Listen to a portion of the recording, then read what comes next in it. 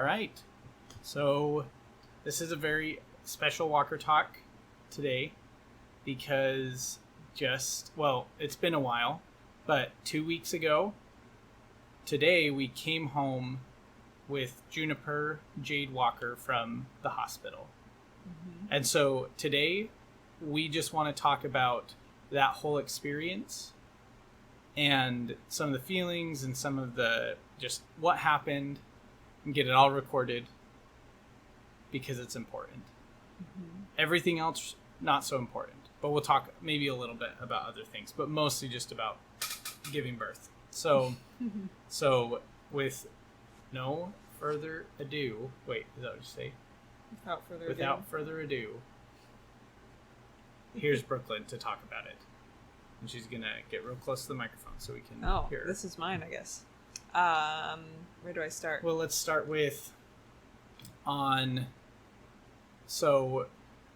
Brooklyn basically felt zero contractions, right, other than kind of Braxton Hicks contractions, which are, for people who don't know what that is, it's like some people call them false contractions or fake contractions, but practice labor. It's like the uterus is doing contractions, kind of, but it's not the painful. So you feel like a tightening in your abdomen, or the uterus, and so like your belly gets really hard to the touch, and then it will relax. But there's no pattern to it, so it's not like you could time them and they get progressively more painful or progressively more frequent or whatever. So I've been feeling those for like a couple months already, and so it's like nothing new. Yeah, but nothing painful. And then Thursday night. So the 29th, she was born on the 30th. Yeah. But the 29th, I like had this feeling that I should do some extra work. Because I accepted one more assignment, knowing that I probably would give birth that week, but I wasn't really sure because I hadn't felt any contractions. Anyways, but I just had the feeling like I need to do more work so that in case I go into labor, I'll have something to send to the team, or to my team before having the baby. Anyway, so I worked late that night on Thursday, and at like 9 or 10 p.m., I started feeling like really, really mild contractions. It felt just like menstrual cramps. Anyways, and I was like, I don't know if these are really contractions, and I just sort of like walked it off, didn't tell Matt, like I didn't want to like think too much about it, because I was like, I'm not ready, I have to like do this assignment. And I think I had gone to sleep by that time, right? Didn't I go to sleep early that night? Yeah, or something. She didn't tell me till the next day at all. Yeah, and at like 4 a.m, I started feeling them a little bit stronger. I was like, okay, I'm pretty sure these are contractions, but I'm not sure because I've never had a baby before. Like, maybe this is just something weird. I don't know. Like, because pregnancy is just full of a lot of pain, in case people don't know. Yeah. Anyway, so 4 a.m, I started feeling them, and they're just sort of infrequent, and then they'd go away for a couple hours. And then, they just progressively got stronger, and around... I woke up around like 8 or 9 and like kept working because I was like, okay, I'm pretty sure this is labor. I need to send my team whatever I've been working on. It was still pretty rough, and I didn't want to send them like garbage drawings. So anyways, finally around like 10, I emailed my team and was like, I'm having contractions even as I write this, but I just wanted to send you guys this in case things get crazy and I don't end up sending you anything at all. And so Brooklyn worked right up until I had the in labor, basically. And so that morning we woke up and we were talking. She's like, I think I was having contractions at 4:00 last night. And I was like, oh man. And she kind of was feeling them through the day. And we're like, oh wow, this is crazy. Like, this could happen But anytime. Like, still not sure if it was really labor. Well, because everyone talks about false labor and how like you might have contractions for a whole week or 2 weeks leading up to actually giving birth. So I was like, no, this can't be real. Like, I don't know, but it kind of hurts a lot. Yeah, we had no idea. And so Brooklyn, that day we kind of like, we're trying to take her mind off it. We were watching TV and kind of trying to do some other stuff. And like, she worked that morning. And then I was like, well, let's go get lunch. And so just down the street, this was at like noon. Yeah. Just down the street, is a Subway, and we're like, let's go get some Subway. We'll walk down. We'll come back. And if you don't know, walking actually can help to bring labor on faster. And once we started walking, it like really started, kicking in. And we were timing the contractions, and I was like, man, these are coming like every 3 or 4 minutes. There's a really big Venice Boulevard is a really big road here, and we had to walk across it. Really busy. Yeah, walk across it to get to Subway, and like we got close to the light where it was like the walk sign had gone away, like the little that little white sign had gone away, and it was the red hand, but blinking numbers, and it was like it still had 30 seconds or something. And Brooklyn's like, "No, we can't do this. We can't do like, it. No, we're gonna have to wait for the next one." And she like had like a contraction. Going through labor like in front of a million people. And I mean, it was definitely contractions, but not like. I mean, it got worse. These were still early on in it, kind of so thing. Like fairly mild, like definitely painful, but right. And then we got to Subway, and like Brooklyn goes through the line. At the end, she's like leaning on the counter and like, I know, like trying to order, and the and girl is like, "What is wrong with it?" Anyway, so we came home and ate a little bit, and then basically it just started getting worse and worse, and we were timing it. And it's so weird because the rule that they like drilled into our heads was the 5-1-1 rule, which is 5 minutes apart, 1 minute long for 1 hour. So, and the thing is that Brooklyn was having them like 3 minutes apart, but they were only lasting 20 seconds. And then at a certain point, and even by the time we finally went in, as we were timing them, we were using an app, and as we were timing them, it was like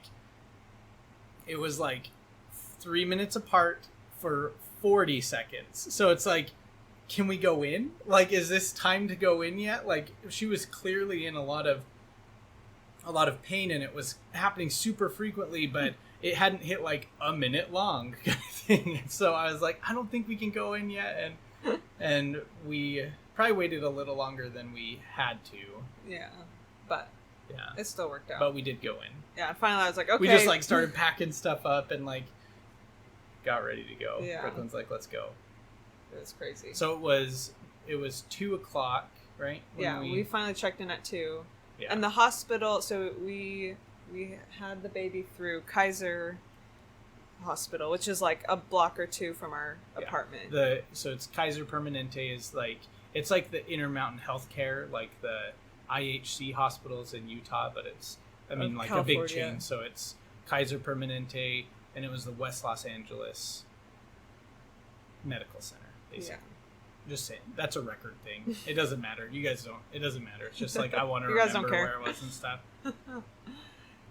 Anyways, yeah. So we got there, and I dilated to a 5, right? Pretty sure.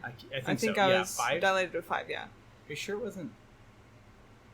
Yeah, because... Yeah, because it was 5 and then 7 and then 9. Yeah. Anyways.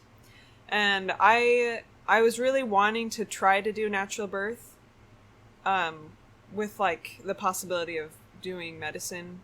But, like, I really wanted to, like, labor in different positions instead of lying down, just because that can really slow down labor and potentially cause, issues. Not necessarily, but... Anyways... But, so we went to triage, they're like, okay, you're out of 5, and then they brought us to our room, and, I don't know, we were in there for maybe an hour or two? A couple hours, probably. From the time that, like, triage to, like, a couple hours. Yeah, but I just was like, I could potentially do this, but this sucks so bad, this hurts worse than anything.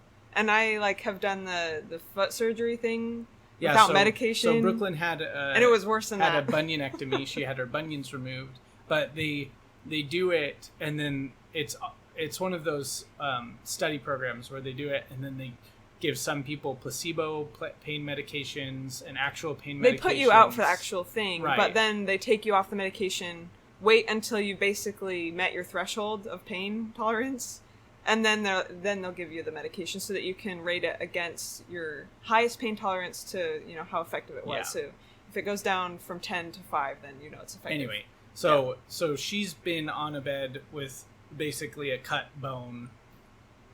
Just sitting there for hours. And this was way worse. It just, anyways, just to give you some perspective. Yeah. And so finally I was like, okay, like, give me the epidural, and it was the best thing ever. Matt came back in, and I was just, like, all sleepy and happy. Yeah. Yeah. It was good. From my perspective, especially through those first couple hours where those contractions were really bad, it was pretty easy to be supportive at the beginning, because it's like, just, you know, a little bit kind of at breathe a time, through it, like and it's one fine. at a time.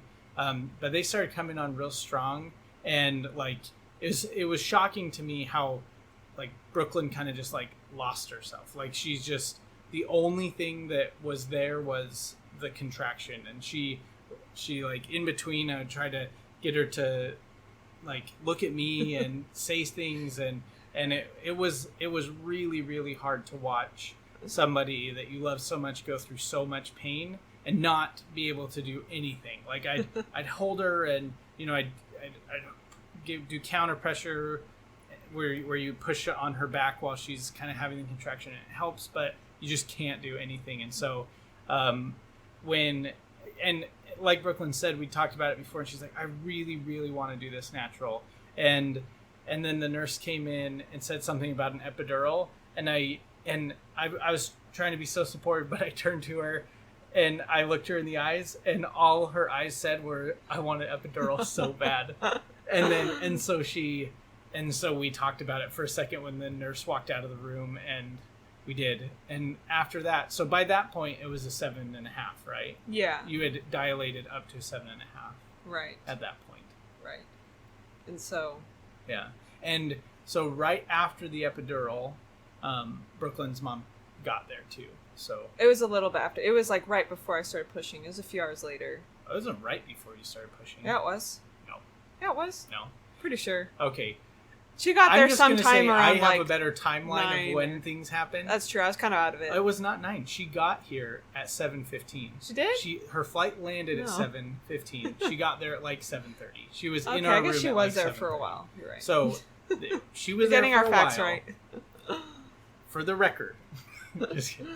No, but yeah, Brooklyn's mom got there, and that was awesome. So Rebecca was nice just the best. Like, well, we'll kind of get to like pushing and stuff. So yeah. So after the epidural, what did you feel?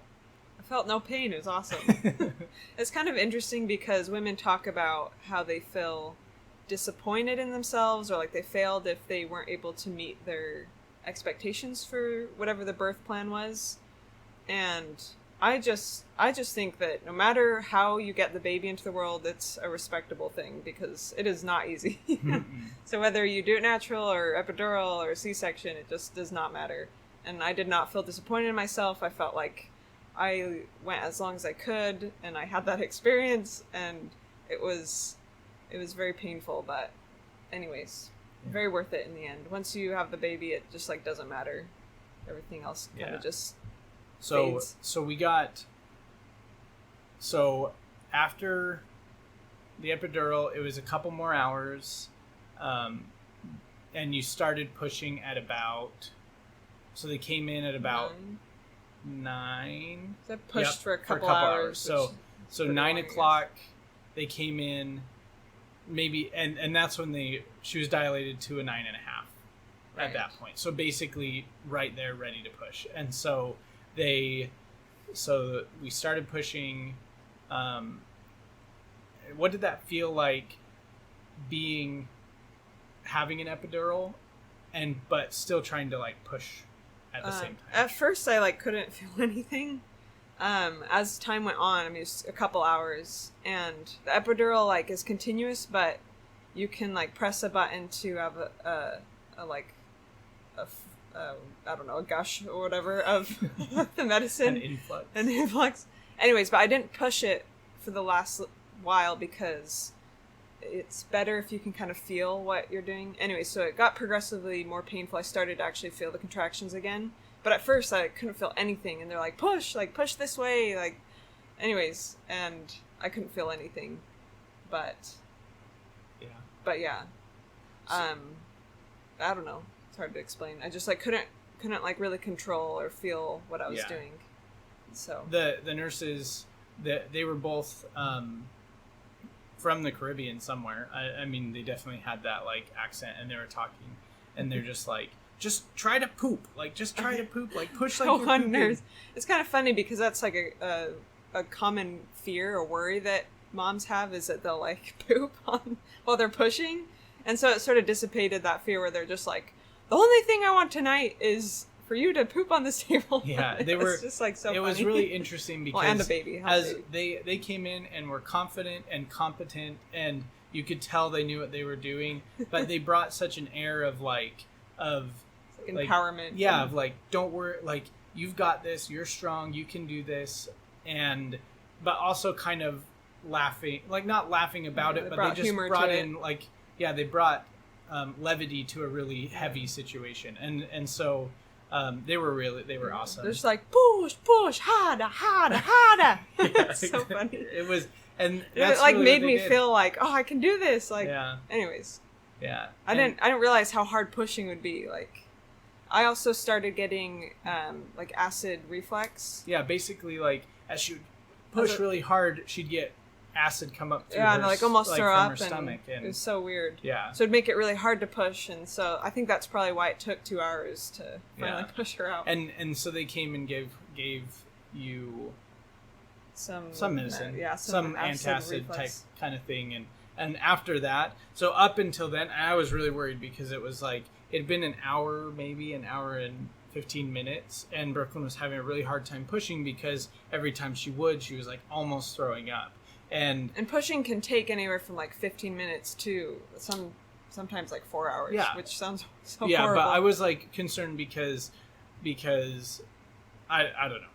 The whole thing is terrifying. Yeah, it's like worried that something's gonna go wrong. It's kind of a scary thing. It's awesome, and we'll talk about that in a second. But it was kind of like worrisome, and so up until they gave her that medicine, I was like, man, they're gonna have to do a C-section because the baby's not coming, kind of thing. Mm-hmm. But once they gave her the medicine, Brooklyn was really able to like start pushing, and that's when you started seeing the head, as every time she pushed, it was like getting closer and closer and closer, and it was just amazing.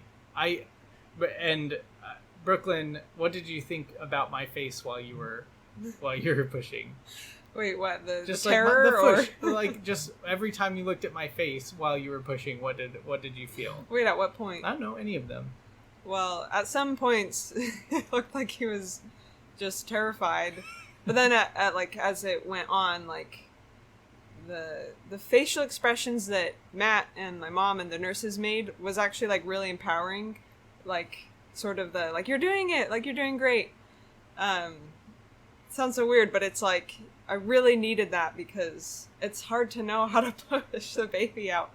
It's like not something you've ever done before. Anyways. Yeah. But is that what you're talking about? Yeah, I mean something like that. Yeah. I was like stunned the entire time, but every time it was you gained a new respect for I was me. just like, my eyes were just like, I was wide-eyed and just like, holy cow, like what is happening right now? This is amazing. And start seeing like the head and stuff, and so then at 11:14, just before we get to that, Brooklyn pushed and pushed and pushed, and the head was coming out, and then she pushed, and basically the crown of the head. The baby was crowning, like had its head mostly out, and they had kind of got her stuck, and they're like, okay, we're gonna go get the doctor now. And I was like, are you kidding me? It was like, I don't know, it took them so like 10 minutes maybe to go get the doctor, and they just said, breathe through your contractions, don't push. It's like resist the urge. Yeah, because we need a doctor here, or whatever. And so we're sitting there with like I should have just pushed. It was so painful. Well, and that was something for us that was like, whoa, this is crazy. And for me, it was just like looking and seeing the head there, and there's like her hair, you could see her hair and stuff, but Brooklyn couldn't do anything, and she was not in a lot of pain right then. That was... Yeah, next time, if we have a baby again, at this point I don't even want to think about it, but I would definitely make sure they call the doctor in sooner, because that was crazy. Yeah. Trying to like breathe Just through those like holding contractions. those. Yeah. Anyway, then at 11:14. I don't know if it's TMI, but whatever. Well, it doesn't matter. This is the miracle of life. Everyone has to figure it out eventually. No, but and then at 11:14, the doctor came in, and it was like literally just one more big push, And she was born. and she was born, and it was one of the most emotional moments of my entire life ever. What'd you feel? Yeah. I just like, I don't know. It's hard to explain what it's like to carry or to get that baby put on your chest. What did you feel like physically when the baby was put on your chest? Because you had just been through like one of the most harrowing ordeals of your entire life, and then there's a baby on your chest. So honestly, like, you don't feel any pain after. I don't know if I was in pain or not, but it's just like gone, and all you can think about is like this baby that's blue and purple and crying on your chest. It's amazing. It's one of the coolest things ever. We both were like bawling our heads off. Yeah, I mean, it was one of the, because the whole time, so I was on Brooklyn's left leg, like holding it, and like, I don't know, the whole time I was like pushing with her, you know, like I'm flexing when she's flexing and trying to, you know, help her push it out. I know I didn't do anything, but and then all of a sudden you just see, you know, and one, it was deceiving because the crown was so small, and then all of a sudden this baby came out, and it was just like, So it much was just bigger.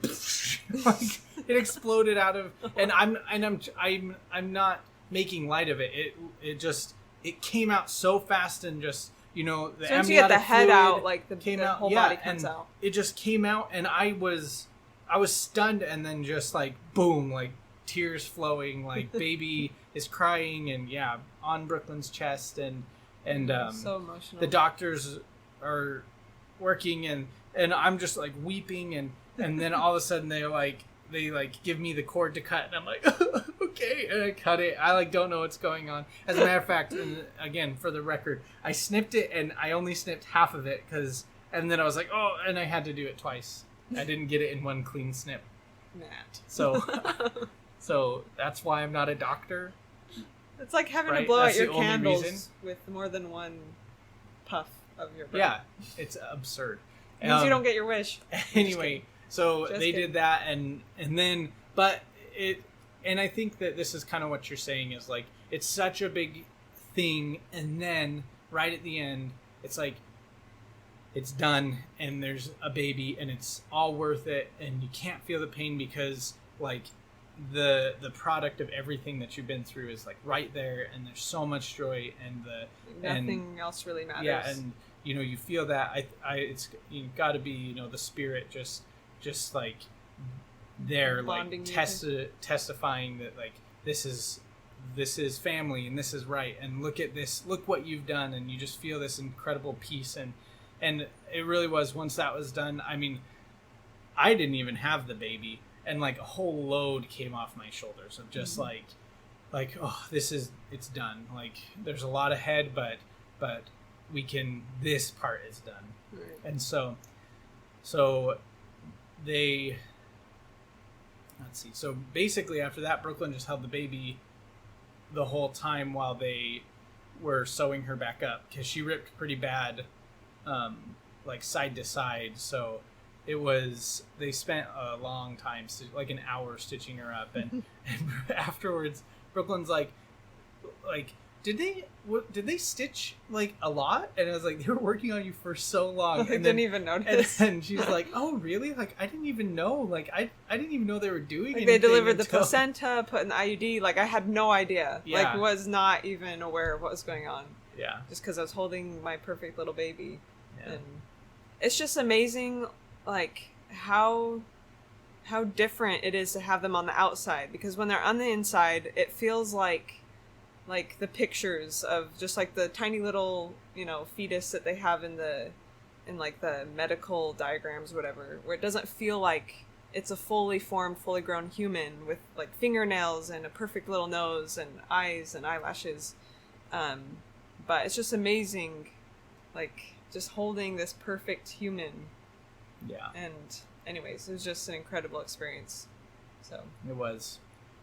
and so after that, basically, they finished sewing Brooklyn up. They did measurements. So Juniper Jade Walker was born at 11:14 p.m. on August 30th. She was 6 pounds and 4 ounces and was 19 inches long. And Matt was like, I really want, like, the 30th is a good birthday. I don't like the 29th. I don't like the 31st. It could be the 1st. I was like, it's not going to be the 1st. I'm not going to be in labor for another, like, 24 hours. So the 30th worked. It was the 30th. We barely made it. With 46 minutes to spare. Yeah. And, anyways. So she was there, and while they were sewing her up, some of the nurses, because it took an hour, some of the nurses helped Brooklyn kind of breastfeed for the first time and kind of get, like, just do that, and it was really cool and really it's awesome. Amazing because the baby immediately, like, starts looking for the nipple, and which is so cool. It's amazing. And then they scooted us off into kind of like a postpartum room, and we were in there, and that's where we stayed for the next 2 days, because they usually discharge 24. Well, they want to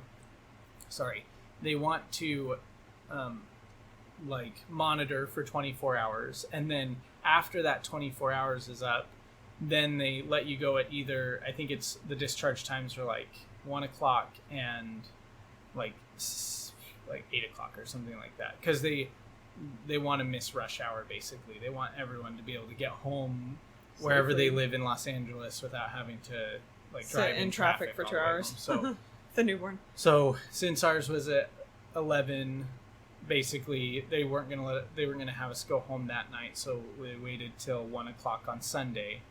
But it was so interesting, I don't know. That whole first night, it was just they put you in a room with the baby. There's like a bassinet type thing right next to the bed where they have the baby, and they come in to do measurements and stuff. But we just, like, any sound she made or any moment, it was just like, what's happening? It was like paranoid. We just have no idea. And so that first night, it was just like Brooklyn was up, and then she'd get hungry, and Brooklyn was struggling feeding her because she'd literally had one lesson. Right. They basically were like, here's kind of how to feed. See ya. Yeah. Like, and my shift's over, so luckily, good luck. Luckily, I don't know. It was probably at 4-ish in the morning. A nurse came in to like help, right, and helped Brooklyn breastfeed, and it was, yeah. Anyway, it really was that start of, like, whoa, these nights are gonna get really long, really quick. Yeah. Just, and I had been up basically like 40 hours because I didn't really sleep the night before, since I had, like, contractions really early in the morning. Yeah. So I didn't sleep a wink for a long time. Yeah, and then she finally got a little bit of sleep, and but really it was just tests, and everything went really well. The rest of the time in the hospital, it was definitely overwhelming, and we were both really tired the whole time. But luckily, I mean, Rebecca was just like a godsend. And coming back to that, I mean, while Brooklyn was pushing, and when she was really doing, like, the labor part, or like the pushing part, Rebecca was right there, like, telling Brooklyn all the, like, just reassuring her and helping her in ways that I don't think I would have, like, intuitively known how to do, that she just knew because she did it 9 times. Like, she had 9 babies and a lot of grandkids, and really understands that. And that was just awesome. And she stayed for the week after till the next Friday. Just so nice. Yeah, and it was... I cried, like, all day when she left. Yeah, it was really sad, just because it's just... We really did get the hang of it by day 3-ish. At least, like, maybe day 4. After Brooklyn, we came home. We went back for a pediatrician visit. We went back for a lactation visit. And that lactation visit really helped Brooklyn feel better and get better at breastfeeding and feel more confident with that. And by the end of that, it was like, okay, we're going to be able to figure this out. But the emotional support that a mother brings in a situation like that is invaluable. just invaluable. And it was really hard to see her go, but really, and she just has a way of like laughing things off. So like Juniper blew out like crazy. Like one of the days, she hasn't really blown out much since, but just like poop all over me everywhere. And then we went to Costco and like again poop everywhere. And my mom just like has a way of laughing through things and just making light of it, which is just really, I think, a useful thing to be able to do, because it can be really hard, but if you have like a good mindset and can laugh through things, it just made it like really enjoyable the first week to have her here. So yeah, it was nice. And it was good. We got out a little bit, but since then, really, it's been so nice. We both have had work off, obviously. I mean, Brooklyn did, but I also took my work off, and school starts tomorrow for me. But these last 2 weeks, I've been able to be here and help. And through the nights, we've gotten more comfortable about her sleeping. She sleeps in a pack and play bassinet, like right next to us, and so we've gotten better about knowing when to get up and help her, or when to go back to sleep. Things like that, and just a lot of things that it takes time to figure out, but we feel really good about it. Yeah. And I think it's just a matter of just trusting that, she's okay, she's healthy, because I'll like wake up with a start and like make sure she's still breathing, and like I just worry about so many things. Also, I have recurring nightmares, and I've actually had these since I was like a teenager. I don't know why, but I wake up searching for, a baby in my sheets, like, where's the baby? Like, I can't find her, and she's like suffocating. And I've just had those like with the renewed energy since having Juniper. But I'll just wake up thinking that I see her feet like dangling out from underneath like a pillow or something, and it like freaks me out. And then I scary. See her sleeping peacefully in the bassinet, and it's like, okay. But a lot of anxiety comes with being a parent. Yeah, Dad said, is like, these are not the last sleepless nights you'll have because of her. Like, basically, yeah, that's true. We'll never end. We'll never end. Like, we'll always. I mean, obviously, she'll grow and we'll get more comfortable, but there will always be nights where we're worried, and even as an adult, because we love her, and that's just what happens when you love people. Yep. But yeah, other than that, it's just been a couple weeks. The ward has been really good, and they brought a couple meals, and that's been really helpful. And it's so neat. So one of my coworkers will often like kind of coordinate things like this, but he asked for my address, and like they sent a like really cute little gift basket. And anyways, we just have really supportive people. Yeah. Which has been really helpful. Yeah. So we just love our little girl. Yeah, we do. She's very, very cute. She is. She's a sweetheart. Yeah. But other than that, I mean, that is it. That's the big baby podcast episode. Yeah. I mean, she's perfect. And we're happy, if a little tired. Yeah. But we've done pretty good about figuring out routines and stuff. I'm going to bed earlier, and then I wake up and let Brooklyn sleep. Yeah, that was like one of the best bits of advice somebody gave us. They're like, just make sure that you each get at least like a 4-hour block at a time. And I can't, obviously, just because she needs to feed like every 2 to 3 hours. But basically she said, like, make sure you're each getting sleep, so you're not just like both up the whole night. And so we decided to like take shifts, so where Matt sleeps and like I'm in charge of her. Like, he doesn't have to wake up, he just sleeps and I just take care of her. And then after that, Matt will take over, like he'll change her diaper. Obviously he'll bring her to me if if she's hungry. But that has like made all the difference. Like I'm still getting like 8 hours of sleep, and even if it takes me like 12 or 13 hours to do so. To get that 8 hours. But it makes all the difference. Like, I feel great during the day, which is good. Yeah. And for now, that's worked for us. But It's It great. is good. Yeah, we love our baby. Yeah. I That's got it. nothing else. Yeah. Yeah. We love you. We want to show you all our baby Yes.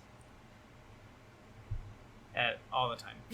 Maybe we really And do I need feel to like send more. control myself, not post like a billion photos. I know. So I just have to like post periodically with like 10 photos at once. Yeah, we've taken like 1,000 million photos. Yeah. That was something in the hospital. I wanted to say. So Kim Wilson, our bishop's wife and our friend in the ward, she came and did a video of us with the baby, and just kind of because she's been learning a little bit about video, and she's really enjoyed that, and she came in and did it, and it was really nice for her to do that. And then I still need to post that. yeah, and then there was some like someone in the hospital that was contracted by, like, their company was contracted by the hospital that comes around and does like pictures, like nice pictures, and then sells you the package basically. And we got that because it was just really nice. She did a really good job, and we were really happy about that. Mm-hmm. So we're going to take lots of pictures, and through the rest of these Walker Talks, I'm sure her life will be well documented. Yes. So Probably too well documented. yeah. Anyway, we love you all, and we are done. See ya. Bye. We both